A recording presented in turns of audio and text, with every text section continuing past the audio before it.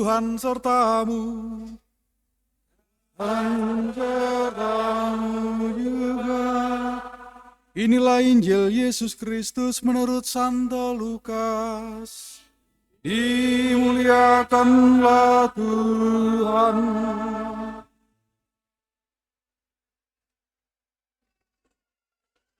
Ketika Yohanes Pembaptis mewartakan pertobatan, orang banyak bertanya kepadanya, "Jika demikian, apakah yang harus kami lakukan?" Jawab Yohanes kepada mereka, "Siapa saja yang mempunyai 2 helai baju, hendaklah ia membaginya dengan yang tidak punya. Dan siapa saja yang mempunyai makanan, hendaklah ia berbuat demikian juga." Pada waktu itu, datang juga pemungut-pemungut cukai untuk dibaptis, dan mereka bertanya kepada Yohanes, "Guru, apakah yang harus kami perbuat?" Jawab Yohanes, "Jangan menagih lebih banyak daripada yang telah ditentukan bagimu." Prajurit-prajurit juga bertanya kepadanya, "Dan kami, apakah yang harus kami lakukan?" Jawab Yohanes kepada mereka, "Jangan merampas, jangan memeras, dan cukupkanlah dirimu dengan gajimu." Tetapi karena orang banyak sedang menanti dan berharap, semuanya bertanya dalam hati tentang Yohanes, kalau ia adalah Mesias.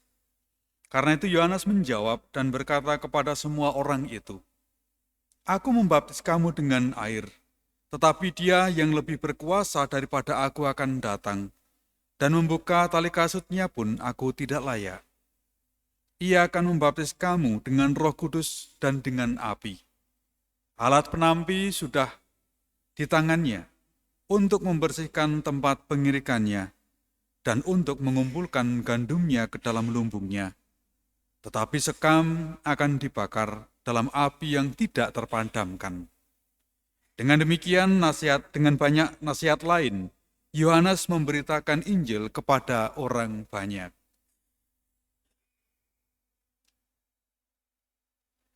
Demikianlah sabda Tuhan. Terpujilah Kristus.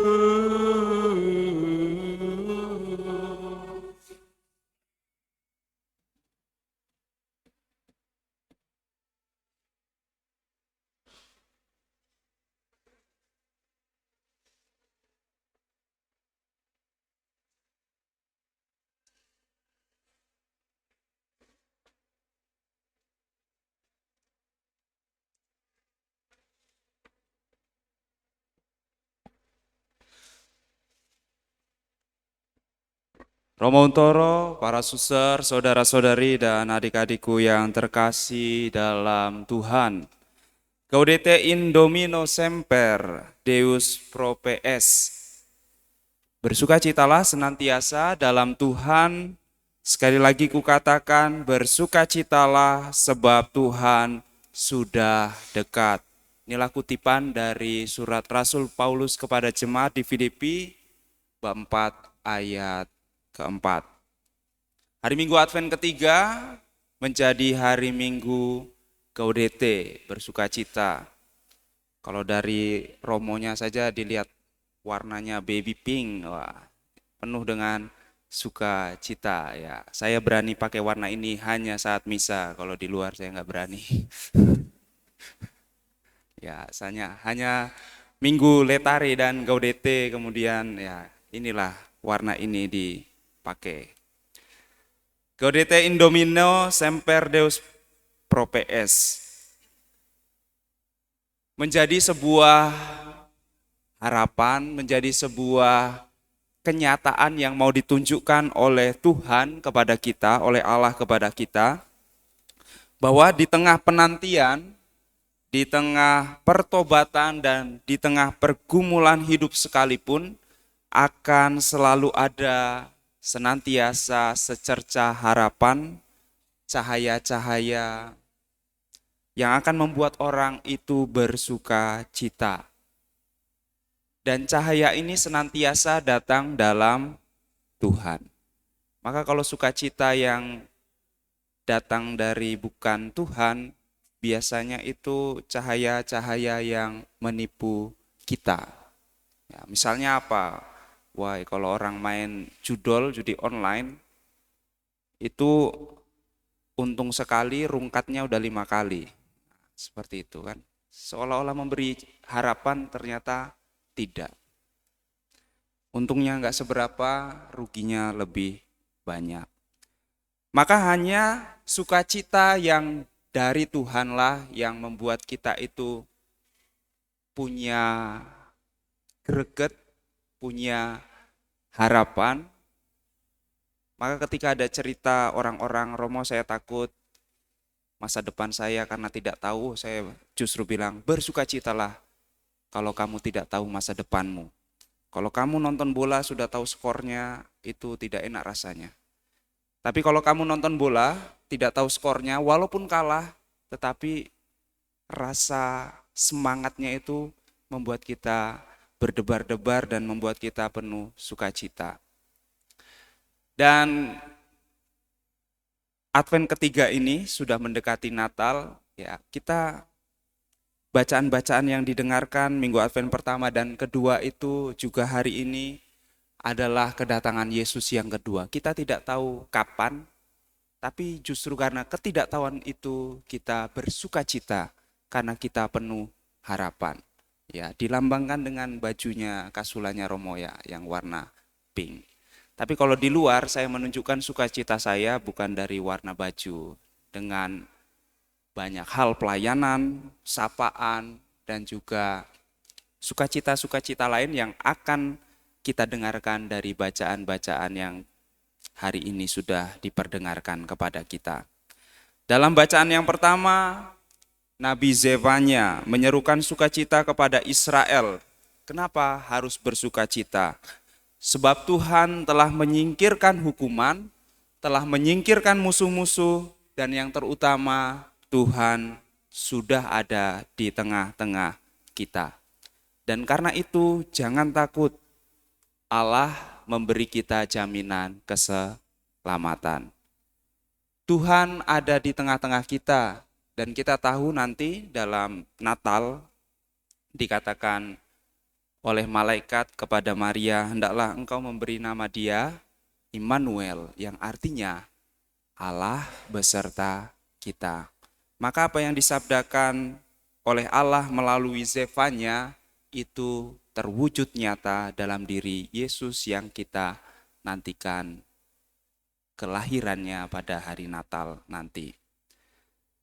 Romo, para suster, saudara-saudari, dan adik-adikku yang terkasih, karena sukacita akan kebaikan, kemurahan, keselamatan dari Tuhan, maka kita diminta untuk jangan takut apapun situasi hidup kita.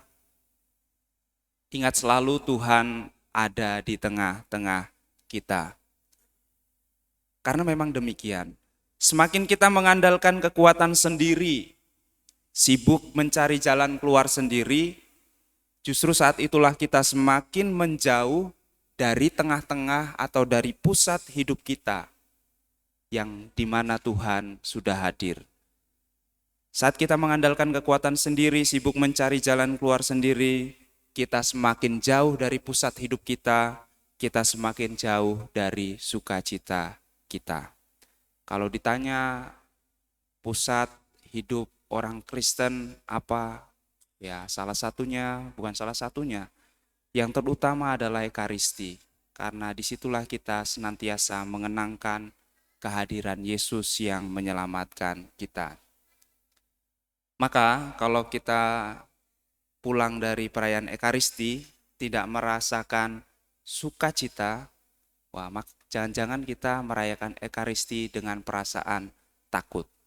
Ya, entah itu takut jemurannya belum diangkat, takut apa lagi? Takut anjing peliharaannya belum diberi makan. Maka kita harus datang kepada Tuhan dengan perasaan sukacita, baru kita bisa merasakan kesungguhan dampak rahmat dari karya-karya Allah yang kita alami. Dalam bacaan kedua, Paulus meskipun dalam situasi di penjara menantikan eksekusinya, wah udah ngeri sekali itu. Dalam situasi di penjara, menunggu kapan dia dihukum, tetapi dia masih bisa menuliskan surat yang begitu optimis kepada umat di Filipi, yang menjadi inti renungan minggu ketiga Advent. Gaudete in Domine, in Domino semper Deus propes. Bersukacitalah dalam Tuhan, Tuhan sudah dekat. Mengapa Paulus mengatakan Tuhan sudah dekat? Ya karena sebentar lagi dia dieksekusi, meninggal. Nah, seperti itu. Tetapi justru karena Paulus tahu akan janji-janji Tuhan, maka dia tidak takut. Justru dia bersuka cita. Dan sukacita itu oleh Paulus haruslah kita tampakkan melalui yang pertama. Kalau kamu memang bersuka cita dalam Tuhan, hendaklah kebaikan hatimu diketahui. Ingat, diketahui, bukan dipameri. Maka diketahui itu tersampaikan kepada semua orang secukupnya. Tidak dilebih-lebihkan, tapi juga tidak dikurang-kurangi. Seperti orang yang maunya rendah hati supaya tidak diketahui kebaikannya, tetapi justru kelihatan bagi orang lain itu kesombongan. Seperti itu. Maka tampakkan sewajarnya kebaikanmu. Jangan terlalu rendah hati, tidak mau tampak, nanti ujung-ujungnya tidak melakukan apa-apa. Karena terbiasa tidak tampak. Lalu yang kedua, kamu bersukacita dalam Tuhan, kalau itu juga terwujud dalam doa-doa dan ucapan syukur. Maka Paulus mengingatkan, sukacitamu lengkapi dengan doa beserta permohonan yang kamu ucapkan dalam rasa syukur kepada Allah. Dan dengan demikian, damai sejahtera Allah dalam Kristus Yesus akan memelihara hati serta pikiranmu. Karena kata-kata inilah menjadi masuk akal bahwa dalam situasi apapun kita bisa tetap bersukacita dan kita harus membawa sukacita kita yang melimpah dalam Tuhan itu kepada sesama. Lalu dalam bacaan Injil kita mendengarkan pewartaan Yohanes akan kabar sukacita. Dalam Advent yang ketiga ini, setelah selalu mendengarkan seruan pertobatan karena menantikan kedatangan Yesus yang kedua di akhir zaman, kita diajak untuk dengan penuh sukacita bertanya seperti orang banyak, seperti pemungut cukai, seperti prajurit yang bertanya kepada Yohanes dalam kisah Injil. Pertanyaan ini menjadi pertanyaan kita semua. Jika demikian, apakah yang harus kami perbuat? Kita sudah diajak bertobat dalam masa Advent ini, dan pertobatan itu kita lakukan bukan karena takut, tetapi karena sukacita Tuhan yang menyelamatkan kita sudah dekat. Jika demikian, apakah yang harus kami perbuat? Dan inilah dua hal setidaknya yang harus kita perbuat sebagai wujud pertobatan kita. Lakukanlah dengan sukacita. Barang siapa punya 2 helai baju, punya makanan, berbagilah. Maka dalam persiapan Natal ada yang namanya aksi Natal. Barang siapa mempunyai 2 kilogram beras, ya 1 kilogramnya berikanlah kepada orang lain.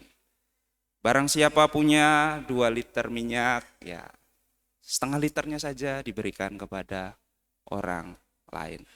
Kalau nggak punya apa-apa Romo, berikanlah dirimu. Sama seperti Romo, suster, berikan dirimu. Anak-anakmu berikanlah kepada pelayanan Tuhan. Pertobatan bukan sekedar menyesali dosa, tetapi lebih lagi soal berbagi kasih, berbagi sukacita yang sudah kita miliki, berbagi sukacita karena mengalami penebusan, mengalami keselamatan dari Tuhan. Itu yang pertama, berbagilah. Lalu yang kedua, hiduplah secukupnya, tempatkan sesuatu sesuai dengan takarannya. Ini yang dikatakan Yohanes kepada pemungut cukai dan juga para prajurit. Kalau kamu punya jabatan, kalau kamu punya kedudukan, hiduplah secukupnya, tempatkan sesuatu sesuai takarannya. Jangan memeras, jangan meminta lebih daripada apa yang seharusnya. Hiduplah cukup dengan gajimu. Dan ini ditunjukkan oleh Yohanes sendiri yang tidak mau mengambil kesempatan dalam kesempitan sebagaimana yang dicontohkan Yohanes di tengah kebingungan orang-orang yang menyangka dia adalah Mesias, tetapi dia tidak memanfaatkan kebingungan itu untuk kepentingan dirinya sendiri. Justru dia mengatakan, setelah aku akan datang dia yang membaptis kamu dalam roh dan api. Mari bersukacitalah sebab Tuhan sudah dekat. Mari kita semakin mampu bertobat, bukan karena takut, tetapi karena kita mengalami sukacita Allah. Semoga Tuhan memberkati kita.